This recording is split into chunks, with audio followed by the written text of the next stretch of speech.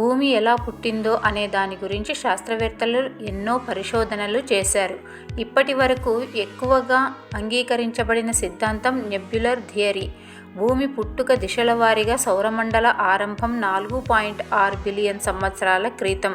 సూర్యుడు పుట్టిన తర్వాత చుట్టూ ఉన్న వాయువు, ధూళి, ఇతర లోహాలు, ఖనిజాలు ఒక గ్యాస్ బెల్ట్ మేఘం రూపంలో ఉండేది. గ్రహాల రూపకల్పన ఆ మేఘం తన గురుత్వాకర్షణ వల్ల తిరుగుతూ గుండ్రంగా కుదిరింది.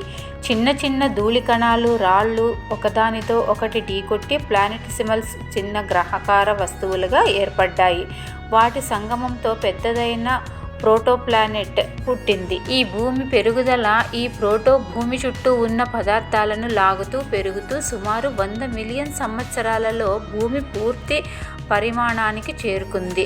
వెలికితీత భూమి చాలా వేడిగా ఉండేది. ఉల్కల ఢీకొనడం, రేడియోధార్మిక మూలకాలు, అంతర్గత ఉష్ణం వల్ల ఆ వేడి వల్ల లోపల ఇనుము, నికెల్ కిందికి జారిపడి కేంద్రంను ఏర్పరిచాయి. తేలికపాటి పదార్థాలు పైకి తేలే క్రస్ట్ అయ్యాయి. చంద్రుడి పుట్టుక ఒక పెద్ద గ్రహం థియయి భూమిని ఢీకొనడంతో బయటికి విసిరబడ్డ రాళ్ళు కలిసినప్పుడు చంద్రుడు ఏర్పడినట్లు శాస్త్రవేత్తలు నమ్ముతున్నారు.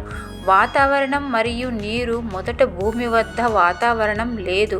అగ్నిపర్వతాల నుంచి వచ్చిన వాయువులు, ఉల్కల ద్వారా వచ్చిన నీటి ఆవిరి చల్లబడటంతో సముద్రాలు, వాతావరణం ఏర్పడ్డాయి.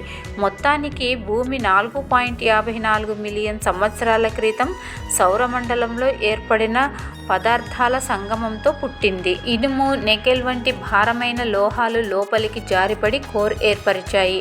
తేలికపాటి సిలికేట్లు పైకి ఎగిసి క్రస్ట్ అయ్యాయి. ఇది డిఫరెన్షియేషన్ ప్రాసెస్ అని పిలుస్తారు.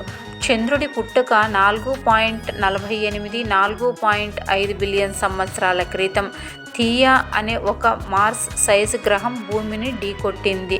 ఢీకొట్టిన ముక్కలు భూమి చుట్టూ చేరి చంద్రుడు ఏర్పడ్డాడు.